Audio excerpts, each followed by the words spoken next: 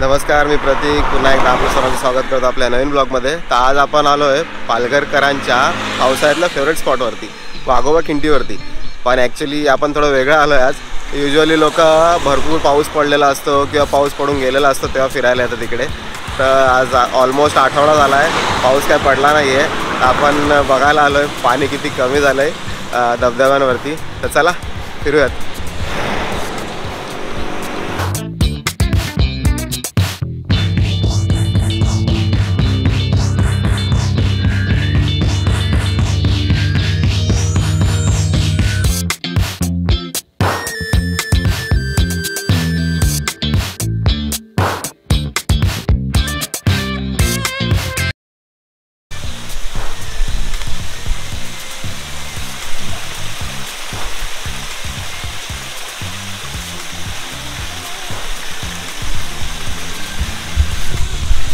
सुरुवात तर चांगली झाली आपली।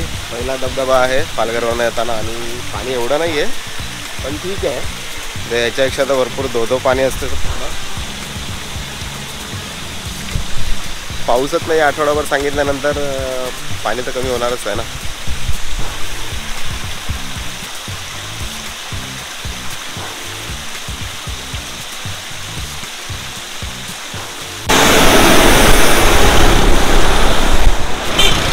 वाघोबा देवाचं मंदिर आहे घाटावरचं।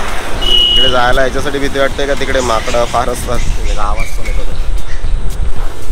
त्याच्यामुळे जायला भीती वाटते फार तिकडे।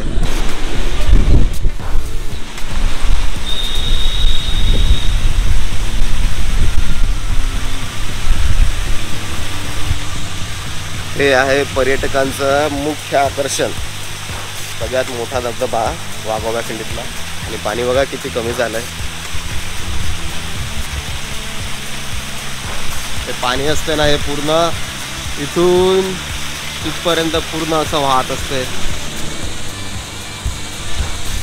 आणि आठवडाभर पाऊस नाही आहे त्याच्यामुळे पाणी किती लेवलने कमी झालंय बघा जरा।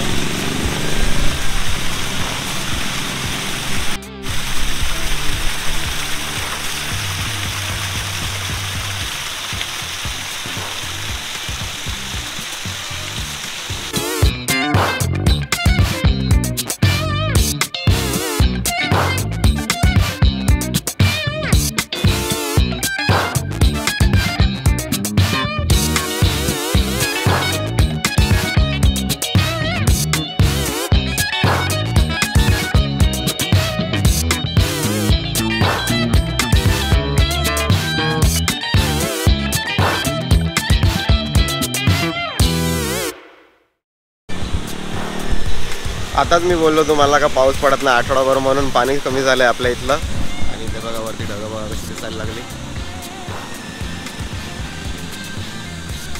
फुल पावसाचं वातावरण झालंय। मला असं वाटतं आपण जायच्या आधी पाऊस पडेल पण इकडे।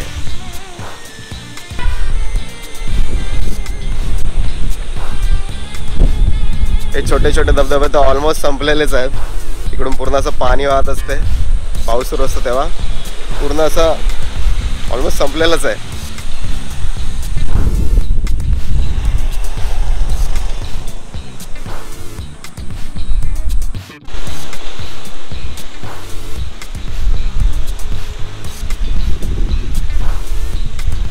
या धबधब्यांमध्ये तर पाणीच नाही उरलं, पूर्णच सुकलंय। थोडं थोडं असं आहे ते फक्त तेवढंच, बाकी तर पूर्णच संपलेलं आहे पाणी। चला आपला वाघोबा घाट फिरून झाला, धबधबे बघून झाले। ज्या उद्देशाने आलेलो आपण बघायला तर नक्की पाणी आहे का नाही धबधब्यांवरती। आहे, एवढं नाही आहे, म्हणजे तुम्ही जर फिरायला येतील तर त्या धबधब्यांमध्ये तुम्हाला एन्जॉय करता येईल एवढं तरी पाणी नाही आहे। तर पाऊस पडेपर्यंत थोडंसं थांबा। तसं आता ऑगस्ट महिना आहे, गणपती बाप्पा पण आहेत ह्याच महिन्यात, त्याच्यामुळे पाऊस तर येणारच आहे। तर पाऊस पडेपर्यंत थांबा आणि मगच या एन्जॉय करायला। चला हा ब्लॉग आपण आता इकडेच संपवूयात, लवकरच भेटूयात एका नवीन ब्लॉगमध्ये। तोपर्यंत